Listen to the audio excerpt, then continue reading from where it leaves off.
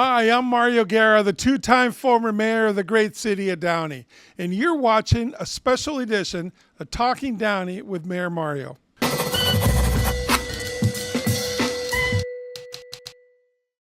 Thank you for being here today. Thank you for listening to our episode. Today we have a special show. Today we're going to be talking about the 250th birthday of the United States Army. As many of you know, I also serve as a civilian aide to the Secretary of the Army. One of the proudest things I've done besides being mayor of the great city of Downey.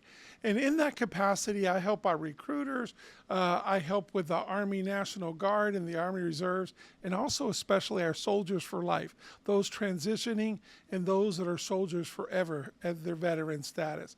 Something I'm very proud of. Met some of the most amazing people. Many of you know, and I wrote an article a couple of weeks ago, and thank you to Eric Pierce, the editor of the Downey Patriot, who published it, on June 14th, 1775. The 13 original colonies there came together and formed the Continental Army. And that's the beginning of our United States Army as we know it today. Our very first general was General George Washington, who they appointed. So we have this long history and legacy of service to our country. Our Army has defended us and protect us, and basically the motto is that we will be ready to defend and protect the United States as we know it. So because of our birthday, because of our 250th anniversary on there, we're doing a lot of things here in Southern California to highlight the great service that so many people have done. In the city of Downey, I want to thank Mayor Hector Sosa and the entire city council. You have agendized it on the June 10th council meeting to be able to highlight and issue a proclamation to the United States Army, to my Army teammates, to be able to receive that recognition. Something else that's going to be really cool. We're also going to swear in 7 future soldiers right here from Downey Unified School District.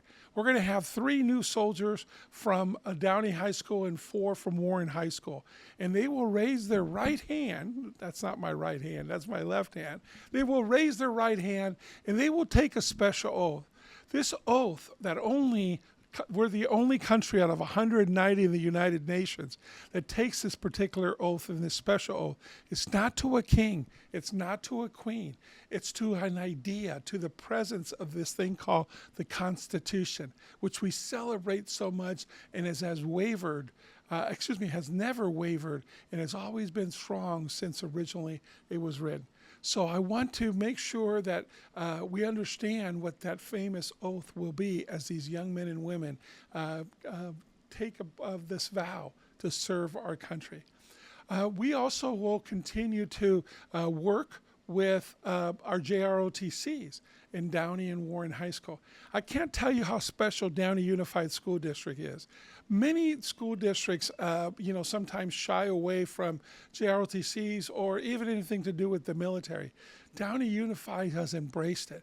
They've seen this for what it is, a potential leadership curriculum on there for their students. It gives them a different choice. JROTC is not about recruiting. But JROTC is about leadership. It's the #1 leadership program in the entire country. And Downey and Warren High School have embraced it. Downey Unified has embraced it. We're now in our 2nd year at Warren High School. We just finished our 1st year at Downey High School, and we have over 100 students in each one. And I am so proud. I couldn't be prouder of what our school district and our schools have done. And because of that, you're going to continue to see future leaders coming out of our high schools, just as we have in the past. But now we're actually teaching it and we're embracing it. Downey Unified School District, from the very beginning years ago when I became a CASA, and I asked him to embrace letting their students know what was available to them in the United States Army. And you know what? They have done that from their elected leaders to Dr. Garcia to Dr. Brosmer, and I couldn't be prouder. The military is not for everyone. The Army is not for everyone, but every single one of our students should have the opportunity to know what's available to them in career paths by not only serving, but also educating themselves and getting those opportunities. The Army is the largest giver of scholarships in the entire country. And because of that, there's so many that continue to pursue their educational pursuits and even their careers after their service in the Army is done. So I want to make sure that all of us know that the Army is very special. The military, all the branches are. We make fun of each other together, but all of them are. All of them that are going to serve serve our country, there deserves the recognition and the praise that they do get or they should get. So I wanted to make sure that we all know that it's very special to join the military. Less than 3 out of 10, by the way, high school graduates are even eligible for the United States Army because of scholastics, aptitude, physicality, you name it. There's a lot of different reasons. So we only want the special. We only want the most ready. We only want those ones that really have in their passion to want to serve, to educate, and to grow. One of those great moments happened yesterday. I am privileged as the civilian aide to the Secretary of the Army to be able to nominate recipients for the prestigious Minuteman Scholarship. And yesterday, I was able to give one to this young lady. Her name is Vanessa Guerra. No relationship. I almost did reverse nepotism because of her name, because I didn't want people to think that she was related to me. And I thought, well, that's really silly. So Vanessa Guerra, what an amazing young lady. She grew up in a single family. She didn't have a mom.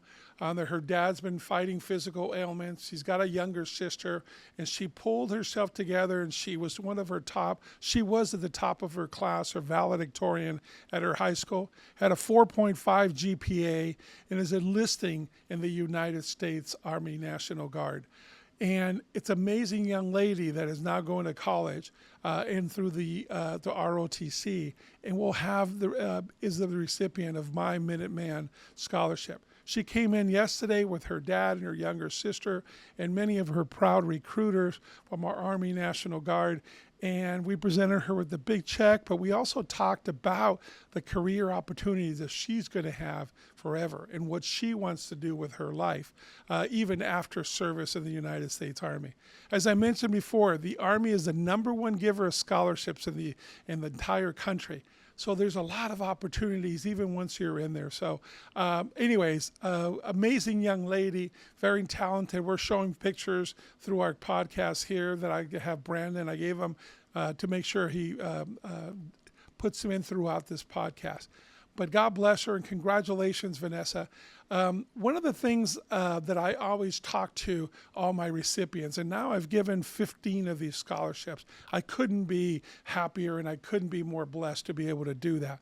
And I asked for 2 things. I asked him, look, you're going to get an opportunity to pass this forward. You're going to get an opportunity. It may not be tomorrow, it may not be next month, it may not be next year, but you're going to get an opportunity to pay this forward, to pass this forward. I go, don't forget this moment. Don't forget that you were given this chance on there to get a tuition-free education as you went on to ROTC through your university of your choice. So that's number 1. And number 2, because I do feel a special bond to these recipients because it's not easy to get that scholarship. It goes through several interviews, not only with all their recruiters and our Army personnel, but I'm the final interviews. And I do meet every single one. I will not sign off on anybody unless I've met them. Sometimes the paperwork can look great, but if there's no leadership, if there's not that sense of integrity, of pride with that individual on there, that raises concerns. Obviously with Vanessa and the ones that I've given have not. So every summer I ask him to send me an email, send me a text, give me a call. I want to know how they're doing. I think it's special. We have a relationship. They're always going to remember somewhere down the road that Mario Guerra guy was the one that nominated them for this scholarship and were able to get this college education and become an officer in the United States Army because of the Minuteman Scholarship. So I'm really encouraged with that. And you know what? Most of them have done that. I started getting the emails last week for the summer, and I correspond with them and we talk how they're doing in their careers. Some of them already graduated. I had a young lady graduate at a private university. She's now a doctor in the United States Army. I've had engineers, I've had infantry, I've had all kinds of different folks that have done amazing things, and they all graduated from college debt-free, and they graduated and came out as a lieutenant in the United States Army. So there's a lot of pluses. So Vanessa Guerra, to Vanessa and your dad, nice man that I had an opportunity to meet, and I know how hard he struggled, and I know he's got his ailments, physical ailments, but I know how hard he struggled to make sure you and your little sister stayed on track and had the career that you have. You shined, you rose above it, everything else on there, and your accomplishments say a lot. So God bless you, Vanessa. I'm so proud of you. So, folks, this is Army Week in my mind, okay? Starting with Tuesday with the Downey City Council. I hope you'll attend. It's at 6:30. We do the ceremonial signing of the cake, and then with the sword, we have the youngest and the oldest soldiers in the room cut the cake. So with that, and then we'll have the proclamation and the swearing in of our 7 future soldiers in front of their families. So I hope that this gives you a little bit of insight what's happening in the United States Army. I really do appreciate the opportunity to be able to share this. Most of the time, I don't wear my Army shirt.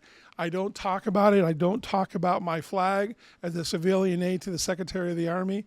But I wanted this week I thought was very important. So this episode has been all about that. When I talk politics, it's non-political in the United States Army. The Army is blinded by politics. We're here to protect and defend the Constitution in our country.